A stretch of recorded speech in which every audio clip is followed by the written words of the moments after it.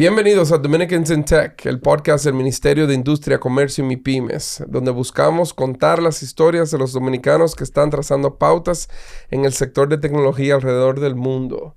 Señores, estamos aquí casa llena hoy, especialmente los que nos están viendo en YouTube, porque sí, tenemos YouTube, y si estás viéndolo en YouTube, pues subscribe al YouTube. Aquí estamos a casa llena.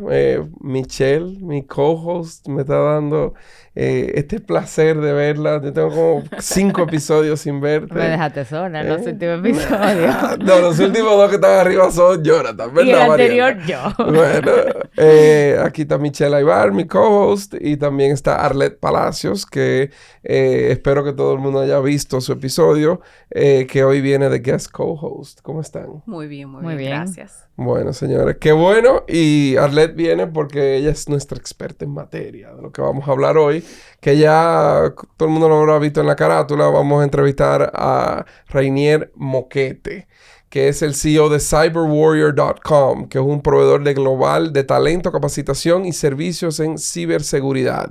Rainier es graduado de telecomunicaciones de Pace University en Nueva York y además estudió emprendimiento en Dartmouth y Stanford. Anteriormente fue nombrado para el Consejo Asesor de STEM del gobernador de Massachusetts y la Comisión Innovación Digital y Aprendizaje Permanente. Él es actual miembro del comité del Fondo Equidad Latino en The Boston Foundation y funciona como asesor en Tech Hire Boston del Boston Private Industry Council y es fundador del Diversity IT Network. Señores, una bienvenida bien grande a Dominicans in Tech. Ay, Rainier, ¿cómo estás? Muy bien, gracias por la invitación. Wow, se me acabó el aire. ¿Cuántas cosas tú haces? Búrlate de mí. Eso es parte del episodio, pero normalmente es de Michelle, no es de los invitados. Pero estamos contentos de tenerte aquí, Rainier. De verdad que yo creo que este es el primer capítulo sobre ciberseguridad que vamos a tener. Sí, y muy importante. Bueno, francamente, si siguen las noticias, se darán cuenta que tendrán muchos más en los próximos años. Mariela, guarda mi teléfono en una gaveta, por favor, para los que están escuchando. El que esté escuchando, yo espero que sea por Spotify, YouTube o Apple Podcasts. Y que le dé subscribe. Señores, vamos al mambo de una vez. Rainier, como te decíamos, un podcast de gente, de dominicanos que están en el sector de tecnología. Siempre nos gusta empezar con de dónde viene el invitado. En buen término de tecnología, let's drop a pin. ¿De dónde nace Rainier? ¿De dónde vienen sus padres? ¿Y cómo es que tú llevas tatuado en tu corazón esa idea de que tú eres dominicano? 100%. Bueno, mi mamá nació en Santiago, la familia de ella del Cibao. Mi papá nació en San Juan de la Maguana. Y yo, a pesar de que nací en New York, en realidad, como muchos jóvenes dominicanos, tienen esa oportunidad porque francamente abre ciertas puertas, digamos, migratorias. Los padres que tienen visa, residencia, lo que sea, van a Estados Unidos, tienen sus hijos ahí, pero ya a los 2 meses yo estaba aquí. Y eso sucedió conmigo, con mi hermana. Y me pasé la gran parte de mi niñez en República Dominicana, a pesar de que sí, mi vida profesional, ya a los 16 años regresé a Estados Unidos, se podría decir, y me he pasado ya prácticamente casi los últimos 30 años, no solo viviendo, pero mi carrera profesional al 100% ha sido allá. Entonces, el hecho de que me pasé gran parte de mi niñez en el país y que a través del tiempo siempre me he mantenido involucrado con nuestra cultura, con nuestro país, yendo y viniendo, me crié así. En realidad, definitivamente, dominicano desde la Lampore. Excelente. ¿Y en qué parte de República Dominicana te criaste? Aquí en Santo Domingo. Santo Domingo. Aquí en Santo Domingo, a como 20 minutos de aquí. Ok. Como no hay carretera. En bicicleta. Como no hay carretera entre San Juan de la Maguana y Santiago, este es el happy medium, el happy middle, como dicen a veces. Bueno, ¿qué sucede? Mis padres se conocieron estudiando medicina en la UAS. Ok. Entonces, en realidad, siempre su relación, su vida fue acá en Santo Domingo. Y yo, cuando nací, me crié, etcétera, era cerca de acá, cerca de donde estamos grabando este episodio. Entonces, me siento en casa y en realidad es bastante interesante ver los cambios que ha tenido Santo Domingo. Es algo que cuando yo era niño, el 90% de los edificios que vemos no estaban acá. Entonces, es bastante interesante. Y más ahora, en el último año, que estoy pasando prácticamente la mitad de mi tiempo en el país, en realidad es algo bastante bonito ver el desarrollo. We'll get into that en un ratico. Pero primero queremos saber entonces cómo era Rainier desde joven. O sea, tú dijiste que te fuiste a los 16 años. ¿Qué tú hacías cuando tú eras muchacho? O sea, de hobby, la escuela, y si tú tenías de meta irte, digamos que, ¿desde qué punto tú decidiste eso? Bueno, en realidad no es que me fui, sino yo viví en un avión. Yo de kindergarten al grado 12 fui a una docena de escuelas, literalmente. Era constantemente un año aquí, un año allá, y era un caos total. Entonces, eso en realidad son cosas que marcan a uno en la vida, pero de igual manera también te hacen versátil. Mi habilidad de adaptarme al cambio es sumamente alta y es algo que me ha ayudado bastante en el negocio. Entonces, no es que digamos que me fui. Ojo, viví aquí de los 11 a los 16 de corrido, que fue el periodo de tiempo que se podría decir que fue más impactante para mí, porque un periodo de cambio. Y a ese de entonces fue que me mudé, se podría decir, ya permanente. Ok. Estudiaste telecomunicaciones. ¿Qué te motivó a hacer a esa carrera? A mí siempre me ha gustado la tecnología. De inicio yo hice un nivel técnico en administración de empresas, hice un segundo nivel técnico en finanzas y terminé mi licenciatura en telecomunicaciones. No solo que me gustaba la tecnología, en ese tiempo trabajaba en Verizon y Verizon tenía un programa especial en colaboración con Pace, AT&T, algunas de labor unions. Entonces, para mí fue algo muy natural irme por ahí y continuar trabajando en la industria de la tecnología. Pero francamente, cuando ya yo me vine a graduar de la universidad, ya yo tenía 8 años como profesional. Yo comencé muy desde abajo, trabajando como servicio al cliente, que francamente, cómo conseguí ese trabajo fue de milagro. Y ahí fui desarrollando. Entonces, fue algo que trabajaba 60, 70 horas a la semana, iba a la universidad a tiempo completo, de lunes a jueves, de 6 de la noche a 9 de la noche, y muchas veces los sábados también, de 9 a 1. Entonces, por 4 años en persona, más 2 años en línea. Entonces fueron 6 años de universidad y... Cogiste ética de trabajo. 100%. 100%. Cuando alguien me dice, no, yo tengo mucho encima, yo le digo, ¿de verdad? ¿Tú crees? Está bien. Tú te mudaste entonces 16 años. ¿Cómo fue ese reset, vamos a decir, de Dominicana para allá? Y supongo que en tu mente tú dijiste, ya yo no puedo seguir, no puedo mudar de nuevo, de vuelta. ¿Cómo fue esa adaptación a New York, verdad? Sí. Mira, en realidad no fue tanto así. La realidad del caso es que cuando yo llegué allá, I was back home, porque yo en realidad me pasé la vida entera para atrás y para adelante. No era que yo estoy llegando a un lugar nuevo. No, entiendo. Y no solo eso, que inmediatamente entonces ya un ambiente francamente de alto riesgo. Como adolescente me metí en todo tipo de problema imaginable que un adolescente se puede meter.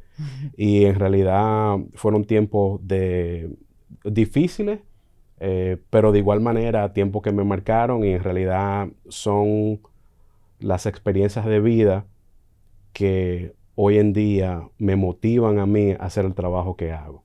Entonces, creo que una historia muy propia de muchos jóvenes dominicanos que en la mayoría de casos es que lo piden, se podría decir, llegan nuevos, llegan a un ambiente. Y también lo que viven allá, que es en un ambiente como Washington Heights, tú constantemente te estás metiendo en un problema, que una pelea, que esto, que lo otro. Y en realidad salir hacia adelante es completamente en tu contra. La mayoría de nosotros o presos o muertos. Y esas son las historias verdaderas de los jóvenes en comunidades urbanas en Estados Unidos. Son experiencias que son similares a las que tuve en un barrio aquí en Santo Domingo o cualquier otro lugar del país. Eso es lo que es allá. Y entonces, no es que yo estaba en Massachusetts o Belmont o qué sé yo, una cosa de eso. Yo estaba en un ambiente de alto riesgo y creo que es importante destacar eso porque la gente tiene que entender, los jóvenes tienen que entender que porque tú nazcas en un zip code no significa que eso tiene que definir tu vida. ¿Algún mentor, algún familiar que te guió en ese tiempo en navegar esa realidad compleja? Francamente, muchos intentaron, pero yo emocionalmente no estaba listo.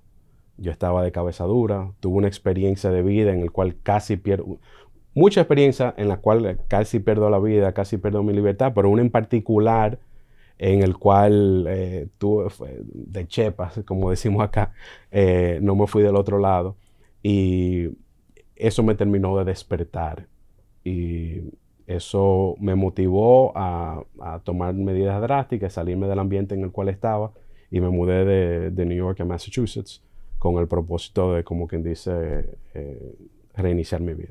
¿Había familia en Massachusetts o fue un...? Mira, francamente, tenía dos cosas. Tenía una persona, una prima de mi mamá, que me dio un sitio donde dormir. Y me dio prácticamente 30 días para que durmiera en su casa. Yo llegué ahí con un papelito, una de esas un autobús de esos Heraldo Transportation. No tenía la menor idea de dónde iba. Y también tenía otros familiares. Yo llegué a Boston, tenía otros familiares en Lawrence. Pero francamente nadie me quería. Yo era la oveja negra de la familia y creo que en los pies de ellos tampoco me hubiera querido en su casa. Entonces, esa es la realidad. Hoy en día me ven muy diferente y esto y que lo otro, pero siendo muy franco y muy realista en ese tiempo, nadie quería nada que ver conmigo. ¿Y ya ¿Por qué tú dices, por qué eso? I was a troublemaker. Yo era problemático en ese tiempo y a pesar de que yo sí tenía la intención de rehacer mi vida, mi historial No te ayudaba. No, para nada. Entonces yo me pasé de los 16 a los 20 metiéndome en todo tipo de problemas. Entonces, Claro. Cuando te mudaste a Boston ya tú habías terminado PACE, entonces. You had your no, degree. para nada, No. no, para nada. Yo me mudé a Massachusetts con un GED. Okay. A mí me faltaban unos cuantos créditos para graduarme del high school. Pero en realidad yo lo que estaba en la calle. Yo terminé el GED, yo en realidad ni siquiera me recuerdo por qué lo hice. Eso te iba a preguntar. ¿Por qué hizo terminarlo? I don't even know. Pero lo hice el GED, lo completé y lo terminé como en un mes, 2 meses, qué sé yo. Pero ya yo estaba a punto de graduarme, simplemente que yo estaba en tanto que estaba por otro lado. Entonces, pero ya de igual manera estaba comenzando a despertarme de los caminos por el cual iba, en el hecho de que mi camino estaba altamente definido, o muerto, preso, etc. Entonces, yo también decía, bueno, tal vez vamos a apuntarme a la universidad. Y estaba tratando de alejarme, pero ya cuando tú llegas a cierto punto, a menos que tú estés dispuesto a salir del ambiente, es muy difícil tú alejarte del ambiente. Entonces, yo duré un semestre en la universidad, en New York, en Borough of Manhattan Community College, antes de mudarme a Massachusetts. Y cuando llegué a Massachusetts, llegué en septiembre y en enero comencé la universidad en Bunker Hill Community College. ¿Cuáles tú crees que son como los incentivos, los motivadores a que un joven se salga de ese ambiente? Además de las experiencias negativas que sabemos que pueden tener. ¿Qué tú crees que Mira, son yo te voy a ser franco. En mi caso, es complicado porque si tú tienes, por ejemplo, el hecho de que yo me mudé tanto, y te lo digo hoy como adulto, a los 44 años, una persona que ha cogido, sabrá Dios cuántas horas de terapia a través de los años, el trauma que yo tenía con ese cambio y esa inhabilidad de tener intimidad, se podría decir, en las relaciones. ¿Por qué? Porque constantemente cuando un niño estaba en cambio, entonces desarrollaba una relación con Jonathan en segundo grado, éramos amiguitos y ya el año que viene yo estaba en otro lugar. Y después conozco a él el próximo año y somos amiguitos y otro. Y entonces, es posible establecer una conexión. Es complicado. Entonces, pero de igual manera, cuando tú te estás mudando de un lugar rodeado de gente que tú amas y que te aman a ti, pero tú entiendes que lo mejor para tu vida es salirte de ahí, ese trauma que yo tenía y esa habilidad de distanciarme también me ayudó. Okay. En realidad, yo creo que requiere una fuerza de voluntad Esa es la segunda cosa más difícil que yo he hecho en mi vida. Wow. El mudarme de New York a Massachusetts. Porque en New York era... todo el que yo amaba y me amaba a mí, aparte de mi papá que vive aquí, estaba ahí. Entonces, eso era muy difícil. Incluyendo mis amistades, que eran mi familia. Claro. Entonces, es difícil. Yo creo que requiere una fuerza de voluntad y requiere un compromiso con uno mismo y una autoestima y un deseo de que uno quiere algo mejor para uno mismo y uno está dispuesto a pagar el precio. Y tu historia es literalmente what doesn't kill you will only make you stronger. Yeah, but you know. Así de cerca. Pero te dieron todas las herramientas emocionales para entonces ahora tú lo ves atrás. Mi trauma me ayudó. Te ayudó. Wow. Mi trauma me ayudó. A que tú veas. De ahí viene la parte de Warrior, de Cyber Warrior. No, I just thought it was a good marketing. Diablo, eso fue una respuesta muy Jonathan. Y a mi sorpresa conseguí el domain. Yo compré cyberwarrior.org en el 2016 y como al año apareció .com disponible and I snapped it up. Nice. Eso fue antes de yo en realidad lanzar el negocio. Pero ya yo tenía la visión de lo que quería hacer y del programa y de las iniciativas por la historia que te estoy contando. Porque una persona que prácticamente vive su vida en una esquina, buscando problemas, buscando dolor de cabeza, creándole dolor de cabeza a su mamá, que no sé cómo esa mujer me aguantó. En realidad no lo entiendo. Pero ese deseo, ese entendimiento de que hay tantos jóvenes que necesitan una oportunidad, en realidad lo que hoy en día entonces motiva a crear ese tipo de programas. Y ya yo lo estaba haciendo enfocado en robótica, enfocado en niños, y ya en los últimos años quería más un enfoque a adultos, porque la línea de tiempo, la ROI, se desarrolla más rápido con adultos. Entonces como que me estaba moviendo a un ambiente así, pero en fin. Pero cyberwarrior.com. Yo sé, yo creo que ese fue un nombre que tú te inventaste. Tú sabes que yo soy dueño de burnigal.com. Por ejemplo, ¿entiendes? Y todas mis tías que están escuchando, si quieren su correo de aida.alice@burnigal.com, me escriben por favor por WhatsApp, un DM y por $9.99 o sea, por favor. al mes. Por $9.99 al mes ustedes pueden tener su correo. Siempre emprendedor, buscando sostenibilidad en el negocio. Cuéntanos entonces que después de Verizon queremos hablar de tus primeros trabajos. O sea, let's draw a line de cómo tú pasas de de comunicación a tech, que obviamente yo creo en un inicio tecnología no era una carrera, no existía antes de como as we know it today. Y muchas de las personas vinieron de telco porque fue como una migración natural de personas de esa industria. O sea que cuenten un poco de sus primeros trabajos. Bueno, mira, ese primer trabajo, yo tenía un trabajo en New York antes de mudarme. Por casualidad era en una empresa de telecomunicación, pero yo duré ahí como 2-3 meses, algo así, antes de mudarme a Massachusetts. Cuando llegué, el primer trabajo que yo conseguí fue en una factoría, primero que todo. Y duré ahí 2 semanas, porque eso es lo que estaba disponible. Yo necesitaba un trabajo and it is what it is. And I was there for like maybe 2 weeks, 3 weeks, a month, no recuerdo. Maybe a month, tal vez como un mes. Y conseguí un trabajo en una empresa de telecomunicaciones que se llamaba TNCI. Y en esa empresa yo lo que hacía era responder preguntas sobre la factura de la gente. Era siempre una empresa de telecomunicaciones enfocada en negocio. Pero resulta que sentado al lado mío había una persona en soporte técnico. Entonces yo siempre lo escuchaba y le pedí aprender y comencé a adquirir libros y cosas así y expresé mi interés de irme a ese lado. Entonces ya como a los 6 meses de yo estar en servicio al cliente, hubo una persona que se fue del equipo técnico. Yo en servicio al cliente, cuando yo primero llegué, los primeros 3 meses, 4 meses, yo trabajaba de las 8 de la mañana a 8 de la noche. Entonces ya demostré la ética de trabajo y me dieron la oportunidad de moverme al equipo de soporte técnico. Entonces ya yo comencé relativamente rápido en soporte técnico y eventualmente a los 2 años ya era el supervisor de ese equipo. Tenía un equipo de como 20 personas por debajo de mí, algo así. Eventualmente manejé otro equipo de 45. Tenía como 23 años en ese tiempo.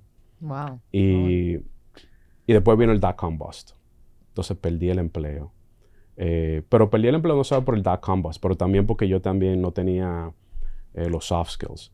Yo era muy agresivo y le decía la cosa a la gente, fulano, a tu trabajo, porque es que tú no le estás atendiendo al cliente. Literalmente le decía a una gente, a tu trabajo. Y entonces yo volvía a todo el mundo loco.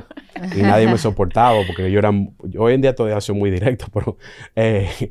entonces, el key del asunto fue que perdí mi trabajo y entonces tuve la oportunidad de comenzar a trabajar en Verizon en enero del 2004. Yo duré 8 meses sin empleo. Verizon me dijeron, bueno, tenemos un trabajo de venta. Si tú lo quieres, yo le dije, ¿y cuánto tiempo tengo que pasar antes de transferirme a operaciones? Me dijeron 6 meses. Tú tienes que tener el trabajo 6 meses, después te puedes. Pero después que estoy en Verizon, no tengo un pager que me está sonando a las 2 de la mañana, todos los días. Estoy ganando más dinero. Y me di cuenta que la gente que trabaja en ventas, no trabaja en ventas y le va bien porque está diciendo mentiras, sino porque desarrolla una relación de confianza. Uh-huh. Y entienden lo que necesita el cliente y le ofrecen una solución. Y si no pueden ofrecer una solución, le dicen, no te puedo ayudar, pero déjame conectarte con otro. Y eso lo aprendí rápido y me dio una oportunidad de comenzar una carrera en ventas de tecnología en el 2004. Entonces, ya cuando yo vine a graduarme de la universidad en el 2006, ya yo tenía 7 años en lo mío. Claro. Claro. Y entonces, ¿cuánto tiempo duraste ahí en Verizon? 4 años. What came next? Then vino una empresa que se llama Presidio, una integradora de sistemas, una de las más grandes de los Estados Unidos. En Presidio yo conseguí el trabajo porque durante la entrevista le detallé 4 o 5 deals que yo le había quitado a ellos en el último mes. Mira, yo te quité eso, yo te quité eso, yo te quité eso, yo te quité eso. Ok. So, me dieron una oportunidad. Y ahí, en Verizon, yo fui número 1 en mi equipo 3 de los 4 años que estuve aquí. Y en Presidio también fui número 1 en mi equipo 3 de los 4 años que estuve. Con un enfoque en abrir cuentas nuevas, desarrollar cuentas nuevas. Y ya cuando me fui de ahí, fue a abrir mi propio negocio en el 2002. ¿Cuáles tú entiendes que son las cualidades que necesita tener una persona, un joven, para destacarse en un área específico? Número 1, tiene que tener hambre. Tú tienes que ser relentless. No sé cómo se dice en español, pero tú tienes que ser perseverante. Sí, perseverante. Sumamente perseverante. Eso es lo número 1. Número 2, disciplina. Y tal vez la disciplina venga primero. Uh-huh. Tú tienes que tener la habilidad de enfocarte. Yo en esos tiempos, principalmente al principio de mi carrera, que discoteca, que esto, yo no sé lo que es. Uh-huh. Yo tenía 0 vida social. Yo estaba enfocado. Entonces tú tienes que estar dispuesto a sacrificar lo que es importante para ti hoy por lo que es verdaderamente importante. El hoy usualmente es algo pasajero. Tú tienes que estar enfocado en esa meta a largo plazo. Y aun cuando tú no sepas lo que tú quieres, la gran mayoría de veces la gente sabe cuáles son pasos que pueden dar para por lo menos avanzar. Aun si tú no sabes está todo, pero avanza. Algo tú puedes hacer que tú puedas avanzar y eso tú lo sabes. Entonces yo diría que esas 2 cosas, perseverancia y disciplina. Ok.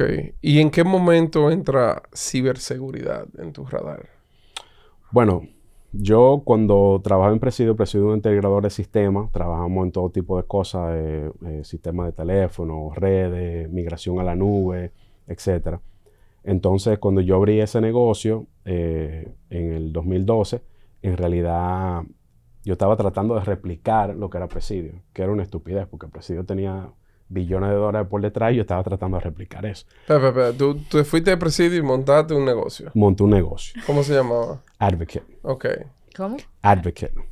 From advocacy. Ajá. Porque para mí, desde aquel entonces, ya yo estaba involucrado en todo este tema de workforce development, de ayudar a niños a entrar al mundo de la tecnología. Eso yo lo comencé, ese tipo de trabajo, ese tipo de compromiso social y, mejor dicho, no de compromiso social, sino de actividad social. Porque una cosa es tener un compromiso y otra cosa tú estás dispuesto a dedicarle el tiempo, el dinero y los recursos para hacerlo. En el 2009 yo comencé a involucrarme en ese tipo de cosas. En el 2008. Entonces ya cuando yo vine a abrir mi negocio 4 años más tarde, inclusive había mucha gente que yo tenía un network grandísimo, pero era también por eso, porque yo hacía mucho trabajo comunitario y me ayudaba a resolver relaciones. Por eso le puse el nombre. Ya cuando vino Cyber Warrior vino, en realidad nació durante la pandemia. Ya estamos hablando 8 años más tarde. Wow. Ok. ¿Me explico? Entonces, durante ese tiempo, durante esos 8 años, yo hacía todo tipo de trabajo dentro del rubro de tecnología y la ciberseguridad es algo que estaba creciendo. En el 2012 la ciberseguridad es algo no existente. Francamente, en el 2000, digamos 5 años atrás, todavía sí habían cosas de ciberseguridad, pero no tenía la atención que tiene hoy en día. A pesar de que los riesgos eran los mismos, hoy en día las cosas han avanzado más. Entonces, anyhow, en el 2000, yo diría que a finales del 2016, yo comencé más a enfocarme en todo lo que era ciberseguridad, porque vi que era un nicho y decidí profundizar en eso. ¿Y tú te certificaste? ¿Cómo, o sea, cómo tú eres autodidacta en el tema? Yo soy autodidacta, pero en mi caso, yo más soy un ejecutivo, ¿verdad? Entonces, yo lo que hago, mi talento es crear equipos. Ojo, yo entiendo la tecnología muy bien y me puedo sentar con cualquier ingeniero y te puedo crear una arquitectura y te puedo ayudar con un sinnúmero de cosas.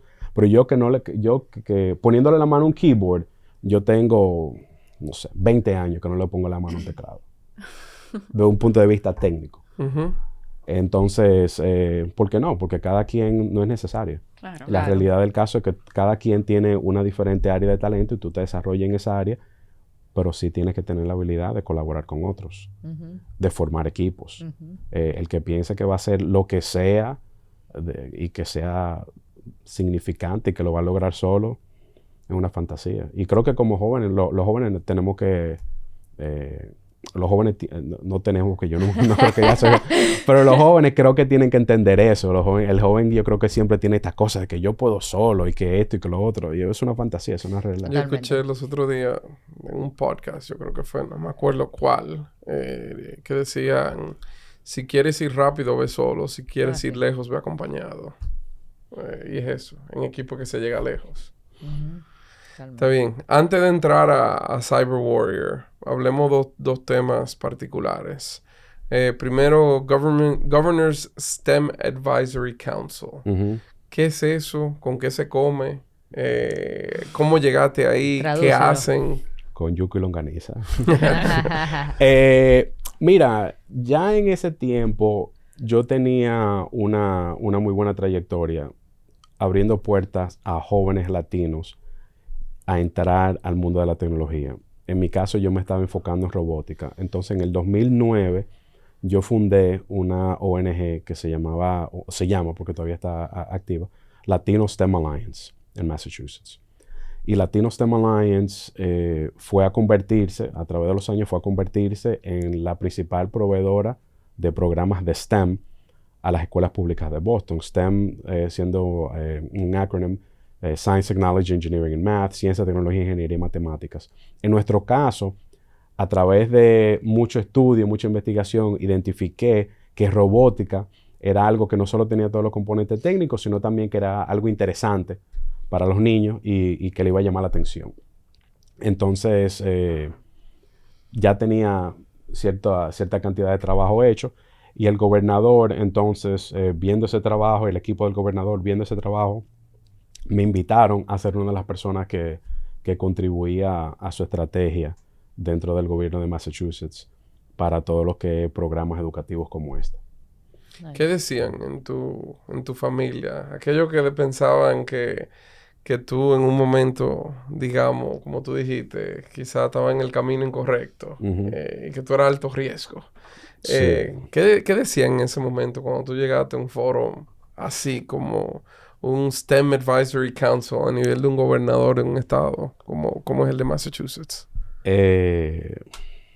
Imagínate, mucho orgullo, pero francamente creo que también mucha sorpresa. En realidad no creo que era algo que ninguno de ellos esperaban. Obviamente mi mamá, mi papá siempre tenían esa fe, ese compromiso, nunca me dieron la espalda, pero creo que algo que todavía gran parte de ellos no todavía entienden el contexto de alguna de esas cosas porque son personas humildes, son personas que tal vez están conectadas a ese tipo de cosas. Ven cierto éxito, pero en realidad no creo que que en la gran mayoría de casos de esa generación de mi mamá, digamos, o la de mi papá tampoco entiendan el contexto en todo, digamos. Entonces, va por mejor camino. Ah, mira, este muchachito. Yo sabía que él era, Ajá, él yo era bueno. sabía que él era bueno. Entonces, Yo se lo imagínate. dije cuando era chiquito. Ajá. Y hablan entonces también del Diversity IT Network. ¿Cómo nace esa idea? ¿Qué es? Es una organización que en realidad recientemente no ha estado haciendo muchas actividades. Yo últimamente me he estado enfocando más en iniciativas como, por ejemplo, recientemente yo fui un Board Advisor for the Museum of Science en Boston. Recientemente se me terminó el término, entonces bajé de ahí.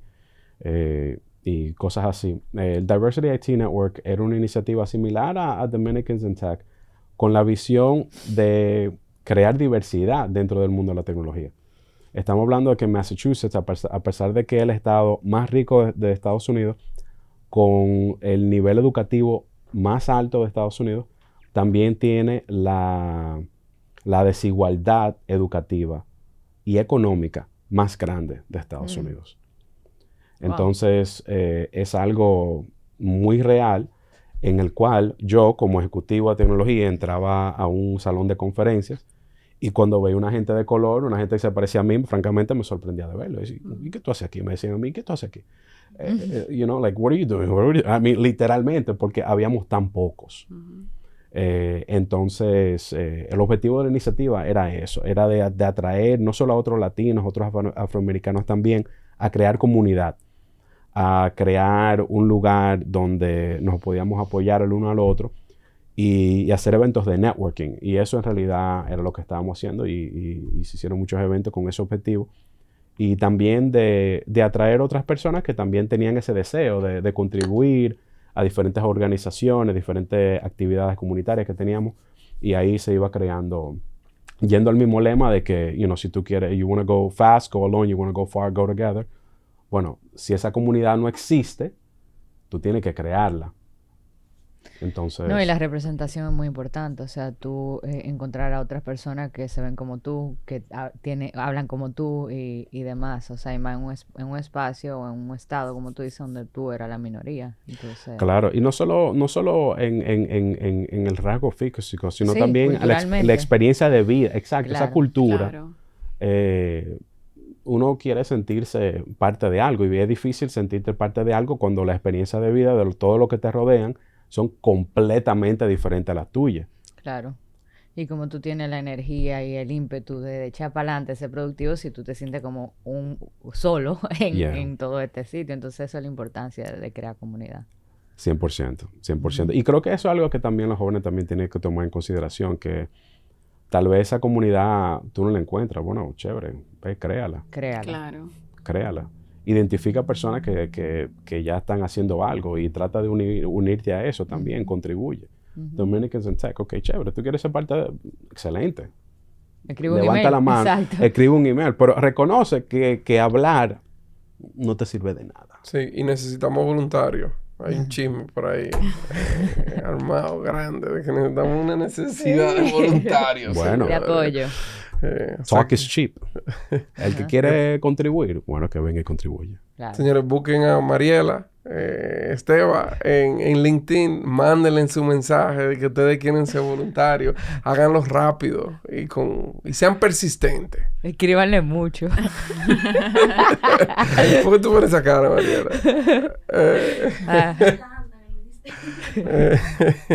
Pero sí, estoy de acuerdo contigo. Si tú no encuentras lo que tú estás buscando, créalo. That's 100%. Entrepreneurship 101. Yes, sir. Let's get into that route. Ahora vamos a hablar de emprendimiento. Go for it. Cuéntanos entonces Cyber Warrior. Dijiste que empezó en pandemia. Pero, ¿qué vino antes para tú empezarlo? El fracaso. El emprendedor que no ha fracasado, no es emprendedor. La idea de que tú de la noche a la mañana tú vas a tener un blowout success, y más cuando tú vienes desde abajo. Tal vez si tú tienes cierto apoyo, ciertas cosas, bueno, pues tú entonces tú vas a tener cierta experiencia de vida, cierta oportunidad, digamos una plataforma en el cual tú no comienzas en el piso 0, tú comienzas en el piso 15 tal vez. Y bendecido eres si tienes esa oportunidad. Pero comenzando en lo que sea, tú vas a tropezar. Simplemente que el que tropieza en el piso 15 tropieza diferente. Pero todos tropezamos. Es parte de aprender. Entonces, Advocate, a pesar de que me dio de comer y en un sinnúmero de maneras me estaba yendo bien, yo no tenía enfoque. Yo dentro de ese negocio prácticamente monté 10 negocios diferentes. And I was all over the place. Que un día estoy vendiendo esto, que un día estoy montando... Yo monté probablemente 5 diferentes empresas de software dentro de ese negocio, por ejemplo. Cada una con su propia marca y mercados diferentes y todo tipo de cosas. Y en realidad no estaba enfocado. Entonces el negocio nunca crecía a como debería crecer porque no tenía profundidad.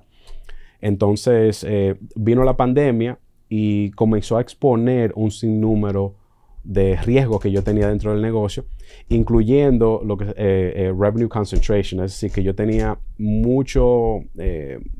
gran parte de mi entrada económica venía de una poca cantidad de clientes. Entonces, un cliente en particular que comenzó a mover muchos de los servicios que consumían de nosotros a otro país. Y eso entonces, a causa de la pandemia, eso me tumbó el 90% de mi entrada económica. Wow. A mí la gente a veces me pregunta, o sea, ¿cómo tú solucionas un tema de concentración de clientes? Es una respuesta fácil. Pierde el cliente. Es más grande. Y ya después tú no tienes concentración. La realidad es el riesgo de la concentración de clientes. Sí, Ojo, se te quiebra. De manera proactiva, Okay, yo nunca lo hubiera hecho. Pero en mi caso, eso fue lo que me pasó. Yo perdí al cliente. Pero que te dicen, a todo emprendedor le ha pasado. En algún momento. Ese día que tú no quieres que pase. A veces tú estás teniendo un día malo and it just get worse. A lot worse. Te llega una carta, te llega un email de cancelación de servicio y te dicen, no, esto no puede estar pasando. Óyeme, complicado. Y más cuando son empresas grandes, que yo tengo un contrato. Óyeme, el que gana el juicio, el que más dinero tiene. Sí. Tú vas a pelear con esa empresa global. ¿En cómo? Entonces, eso me sucedió.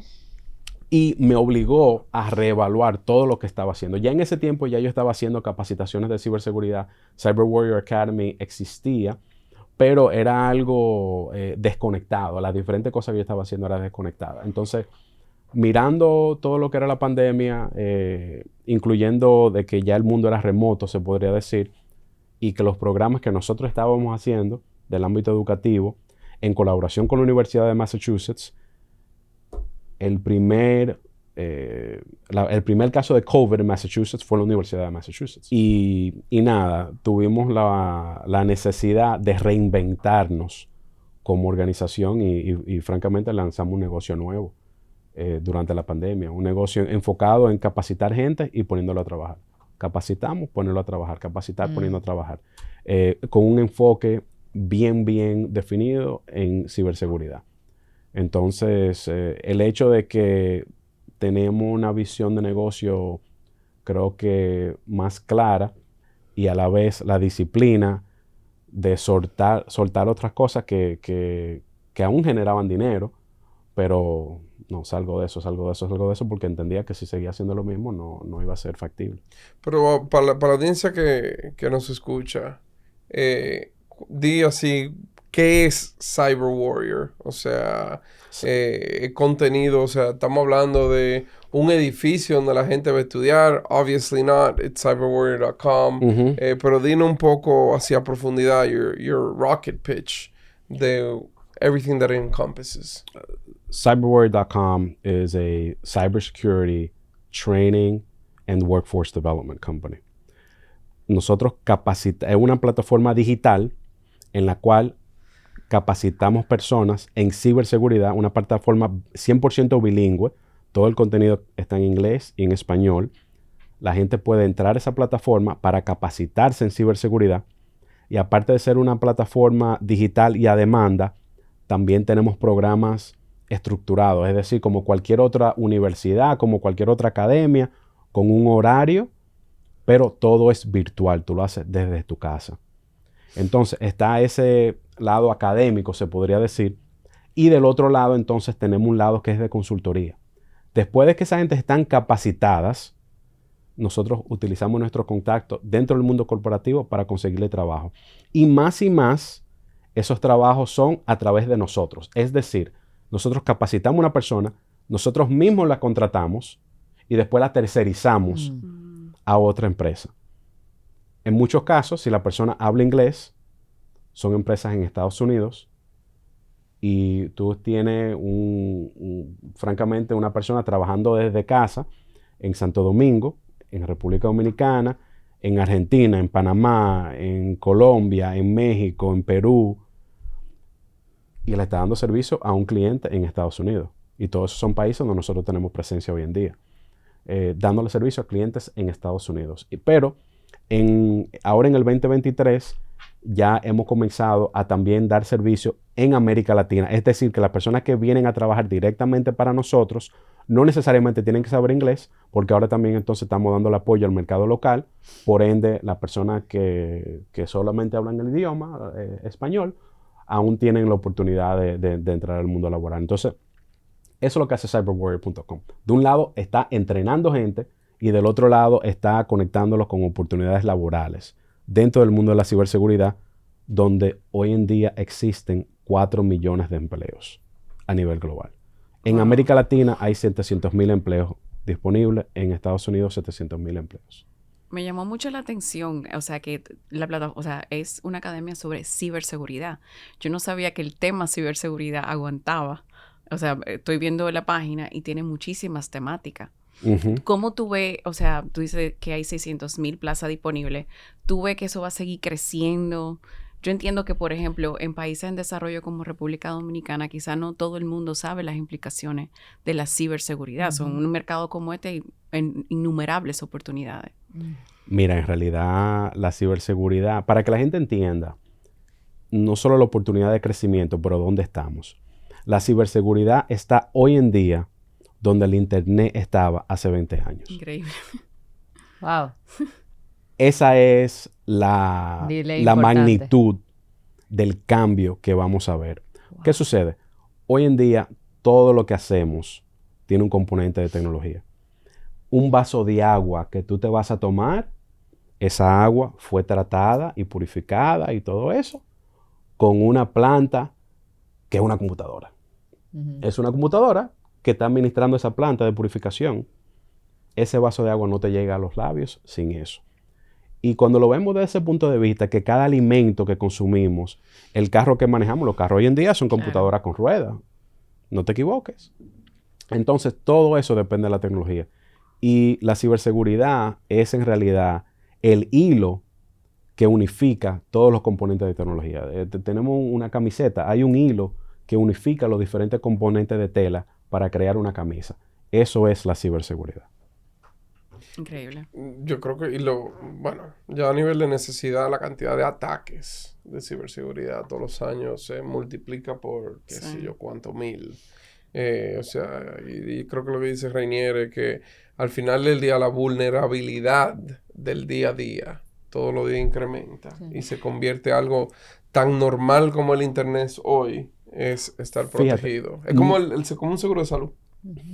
Pero no es que la vulnerabilidad incrementa, es que la habilidad de identificar esas vulnerabilidades crece y los atacantes son más sofisticados que los defensores. Entonces ellos están a la vanguardia, utilizando todas las herramientas de inteligencia artificial y otras cosas que han surgido para atacar. Pero las empresas están, bueno, ¿cuál es mi presupuesto para este año? En cambio, tú tienes un atacante que es una empresa, literalmente, una organización donde la gente va de 8 a 5, un edificio, y el único trabajo de ellos es robar a otras partes del mundo. Increíble. Con auspicio de su gobierno. Con auspicio de su gobierno. Y el gobierno simplemente tú nos hackeas aquí y te asegura que cuando nosotros necesitemos que tú hackees a tal agencia federal en XY país, tú estás disponible. ¿Por qué? Porque ya los diferentes países del mundo no están en capacidad de competir, por ejemplo, con Estados Unidos en armamento físico. Sí. Entonces, se han enfocado en desarrollar sus capacidades de armamento digital. Cyberwar. Cyberwar, exactly. De ahí, por ejemplo, viene lo del cyberwar. de ahí es que eso viene. Entonces ya se está desarrollando utilizando inteligencia artificial y todo este tipo de cosas, en lo cual la gran mayoría de ataques son automatizados. Cuando ya viene una gente a involucrarse, no es para entrar al sistema, es para ver cuál es la data que quieres robar y no ni siquiera cuál es la data que quieres robar. Cómo no dejar rastros que estuvo ahí. En la mayoría de casos toma más de un año para alguien darse cuenta que fue hackeado. Wow. Entonces,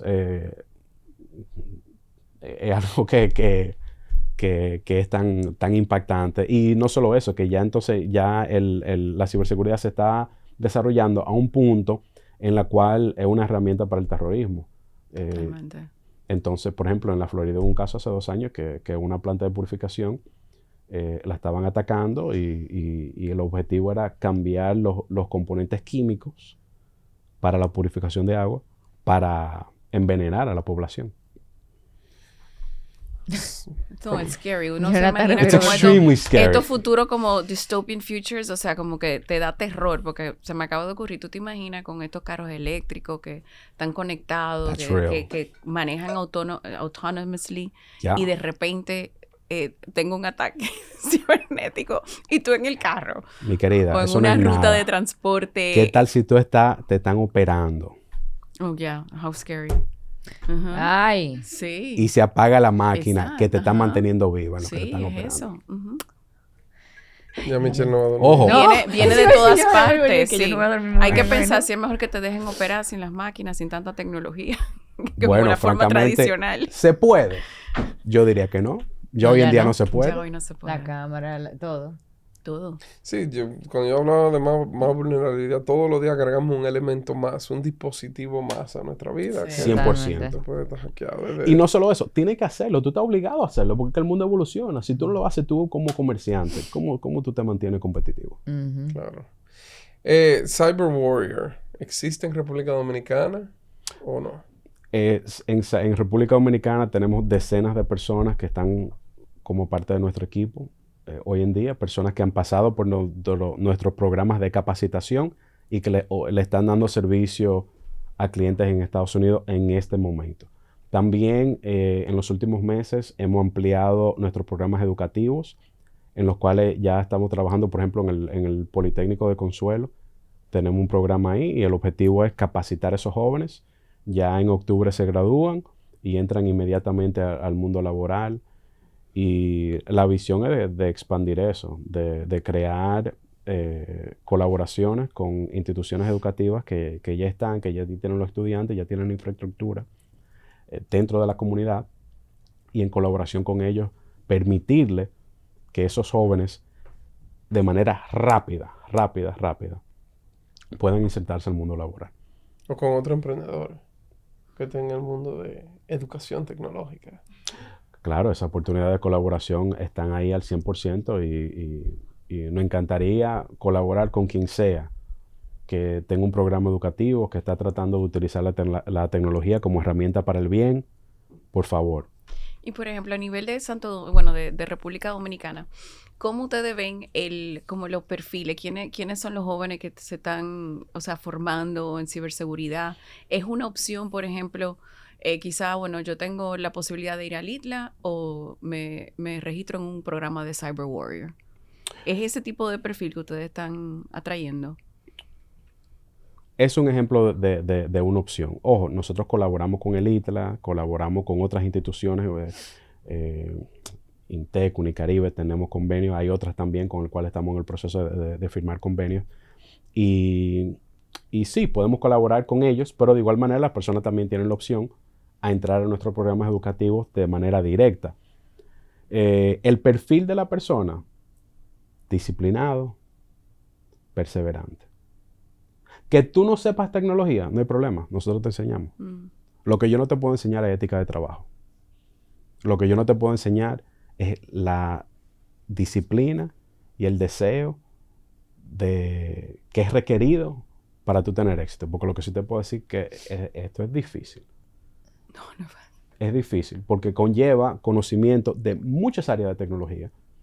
Y como cualquier cosa que es difícil, requiere, por eso pagan también. Por eso hay tanta demanda, porque es complicado. Pero como cualquier otra cosa, tú le puedes meter mano. Tú simplemente tienes que tener disciplina. El perfil es eso, disciplina y perseverancia. Después de ahí, nosotros te enseñamos el resto. ¿Cuánto tiempo dura una capacitación? O sea, ¿cuánto tiempo del día 1 a cuando esa persona puede estar trabajando? 6 meses. Ok. Y por En ejemplo, esos 6 meses tú no tienes vida social. sí. ¿Y qué tan, bueno, escuchándote hablar a futuro, yo veo que el tema de ciberseguridad es como una habilidad transversal que todo el mundo va a necesitar. Hasta a Correcto. nivel personal, tú tienes que tener cierto conocimiento de Ujú. cómo protege tu información, o sea, y cómo tú ves eso creciendo, porque yo lo veo como que eventualmente todo el mundo que trabaje, al final todo trabajo se está volviendo tecnológico, particularmente si trabajas en el área de conocimiento. ¿Cómo tú lo ves así como esa habilidad que lo van a necesitar todos los trabajadores? Bueno, eso es lo que está sucediendo. Número uno, todo trabajo hoy en día es un trabajo de tecnología. Ujú. En realidad, el que trabaja en algo que es completamente manual, el 99% de esos trabajos se van a ir. Tú trabajas en limpieza, tú estás limpiando un baño. Oye, un robot va a limpiar ese baño. Eventually. Ujú. ¿Entiendes eso? Tú trabajas como Uber driver o Rappi o qué sé yo. Ese trabajo se va. Se va. Ese trabajo tal vez no en 2 o 3 años, pero ya en 5, complicado. Y cuando la gente dice, no, tú estás loco. Bueno, 10 años atrás Facebook no existía. Entonces, si tú no crees que cambie tan rápido, te doy ese ejemplo. Aparte de eso, los trabajos de tecnología, todos tendrán un componente de ciberseguridad. Y la ciberseguridad es algo que prácticamente se le está integrando a todas las fases de tecnología, ya sea infraestructura, ya sea desarrollo, todo. Entonces eso es lo que está sucediendo. Sí va a haber un grupo de personas que en realidad se van a encargar en cosas de compliance, porque los gobiernos, las instituciones públicas, privadas, ya están emitiendo leyes que requiere que tú cumplas con ciertas normas. Entonces ya va a haber un enfoque ahí, pero todos los departamentos de tecnología, todas las redes de tecnología tendrán un componente de eso. Y no es mañana, yo te estoy hablando de lo que está en marcha hoy ya, en este momento, ahora. Te iba a preguntar sobre ese tema como a nivel regulatorio. ¿Cuál es tu opinión? Porque, o sea, ciberseguridad sí es una necesidad, pero también te da como mucho temor. Tanta tecnología sin regulación. Mira, la regulación tiene que avanzar bastante. Aquí en República Dominicana está en su infancia. Fue el año pasado que se emitió la primera regulación nacional sobre ciberseguridad. Tiene que avanzar bastante. Porque entendamos que no se trata de lo que pasa en el país. Lo que pasa en el país... Claro. Y estamos todos conectados al mundo. Estamos en una economía global. Quien nos está atacando, no es que yo estoy en Santo Domingo y hay una gente en Puerto Plata que me está tratando de hackear. No. En Puerto Plata. No, jamás en la vida. Entonces son cosas globales. Entonces tenemos que entender que tenemos que ir acorde con eso y la regulación nos ayuda a llevar ese paso. Claro, y avanzar. A avanzar, claro que sí. Pero yo creo que más que verlo desde el punto de vista de miedo, tenemos que verlo desde el punto de vista de oportunidad. La oportunidad de desarrollo económico que no solo la ciberseguridad, pero la tecnología en general representa. Algunas de las iniciativas que tú estás haciendo, por ejemplo, en Puerto Plata, que nosotros estamos tratando de lanzar a nivel nacional, algunas de las cosas en las que tú estás trabajando y Michelle, que tú has emprendido, eso en realidad es lo que tiene que ser el enfoque. No es que asustémonos porque esto es problema, no. Es la oportunidad de desarrollo económico que esto representa y que particularmente, en mi opinión, representa para República Dominicana. Eso yo creo que es la oportunidad. Nosotros que nos hemos posicionado ya en ramo de call centers y cosas así, desde el punto de vista de capacitar gente para darle servicio al mundo, es una oportunidad económica tremenda que como país no podemos desperdiciar. Hablemos de eso. ¿Cuánto cuesta pasar por, vamos a decir, la transformación en Cyber Warrior? ¿Y cuál es el retorno económico para la persona que haga esa inversión en sí misma? La gente no paga un peso hasta que no se gradúa. Ok. Después que está trabajando, ahí paga. Ok. ¿Cómo funciona? Bueno, en realidad tenemos diferentes programas. Depende, francamente, el que puede pagar le cobramos, el que no puede pagar no le cobramos. Así de sencillo. y tenemos diferentes programas. Programas que, por ejemplo, en Estados Unidos nosotros cobramos $23,500 por una persona pasar por el programa. Eso es lo que el gobierno americano nos paga a nosotros. En América Latina tenemos diferentes colaboraciones. El precio usualmente como $8,000 por persona. Pero les repito, tú pagas ese dinero ya después que estás trabajando, tú tienes entonces un plan de pago y tú entonces va pagando. Pero aparte de eso, también tenemos programas de pasantía, porque hay algunos jóvenes que se graduaron de ITLA, se graduaron de ITEC, se graduaron de Unicaribe, ya tienen cierta formación técnica. Y en ese caso lo que hacemos es que reforzamos esas capacidades que ya tienen. También lo ayudamos con destrezas blandas y cosas así, y ya entonces lo ponemos en un camino diferente. En realidad depende de dónde inicia la persona. ¿Tú tienes una base técnica o no? ¿Hablas inglés o no? Entonces, en base a eso, tenemos diferentes opciones, porque el tema es que Estados Unidos, 700,000 empleos, América Latina, 700,000. Entonces, las oportunidades están ahí para crear diferentes programas en base a la necesidad de la persona. Pero el objetivo es comenzar desde la secundaria, desde 6º grado, 7º grado, comenzar a capacitar jóvenes de manera tal que no solo estemos pensando en el bilingüismo, sino también en formar profesionales de tecnología para que puedan insertarse al mundo laboral tan pronto se gradúen del bachillerato, ¿verdad? Y que si quieren a la universidad a largo plazo, pues magnífico, que vayan a la universidad, eso es una maravilla. Pero es muy diferente estudiar para conseguir un título cuando tú tienes estabilidad económica, en vez de estar cogiendo lucha en un trabajito de mala muerte, en lo que tú también estás tratando de aprender una carrera y 4, 5, 6 años más tarde es que tú puedes ayudar a tu mamá. Es complicado. Claro, y tú estás eliminando una barrera.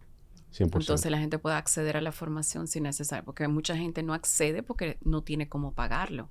Si tú le quitas esa preocupación, por lo menos momentáneamente, vas a tener más personas accediendo a ese tipo de formación. Pero es que no solo momentáneamente, porque ya tú estás trabajando, tú estás pagando con el dinero que tú te estás ganando, que tú no te estarías ganando de otra manera. Exacto. No, y que está entrando en un sector o en un ambiente que promete mucho auge, o sea que va a seguir creciendo mientras sigamos avanzando como estamos avanzando. Exacto. Bueno, señores, cyberwarrior.com. Entren ahí sin miedo. Y salgan con dinero. That's the tagline. Con eso. Toma nota aquí. For hire. Con eso vamos a darle cierre. Yo creo que ya la parte de entrevista. Antes de, tenemos nosotros nuestro Rapid Fire. Pero para alguien que viene del mundo de ciberseguridad, están listos siempre para los ataques. Dale duro y sin miedo. ¿Cuál es tu lugar favorito en República Dominicana? Punta Cana. ¿Tu equipo de pelota dominicano favorito? Licey. Porque ese es el equipo de mi papá. No lo tiene que justificar, Licey. ¿Y de Major League Baseball? Yankees. Oh, God. New Tipo York. de Boston. I'm from New York. He's from New York. Entonces, ¿para qué tú me pones la pregunta después de que David Ortiz o Pedro Martínez? David Ortiz o Pedro Martínez. Diría yo que tal vez Pedro, porque mientras más temprano tú llegaste, más difícil fue abrir la puerta. Ok. Contó que tiró a Zimmerman al piso y todo eso. It is what it is. ¿Libro o película que recomiendas? Si soy un adolescente, padre rico, padre pobre. Si soy un adulto, Habits. Ok. Y por último, ¿cuál es tu plato de la cocina dominicana favorito? Arroz, bichuela y carne. Yo no como arroz, bichuela y carne, no comí. Reinier, antes de cerrar ya por completo el episodio, siempre le pedimos al invitado que se despida a la audiencia realmente con algún mensaje motivacional, algo que un emprendedor, un joven que crea que el mundo de la tecnología no está en alcance, sepa que se puede, o sea que si puedes, take us home.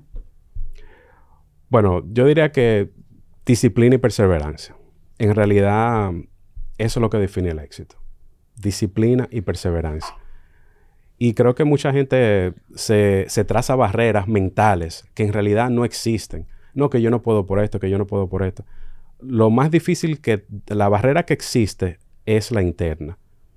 Y creo que cometemos el error de siempre mirar hacia afuera, de las condiciones que no están dentro de nuestro control, para crear excusas para uno mismo de por qué no avanzar. Y creo que cuando uno toma esa responsabilidad y entiende que nací donde nací, tengo las circunstancias que tengo, pero está en mis manos y tengo el compromiso conmigo mismo de que voy a avanzar lo que sí está en mi control, lo que sí puedo hacer, el éxito tarde o temprano llega. Pero disciplina y perseverancia es la base de todo. Tremendo mensaje, señores. Buenísimo. Cerramos episodio número 70. Ya estamos como viejos. Ya somos como super senior. Es de la tercera edad ya. Tenemos descuento en algún lado. Yo entiendo que Early deberíamos. bird dinners y cosas así. Pero nada, agradecer a Arlette por venir con nosotros. Un placer acompañarlo y conocer a Rainier. De Guest Chulísimo. Co-host. Michelle, qué bueno verte. Gracias, un placer acompañarlos también.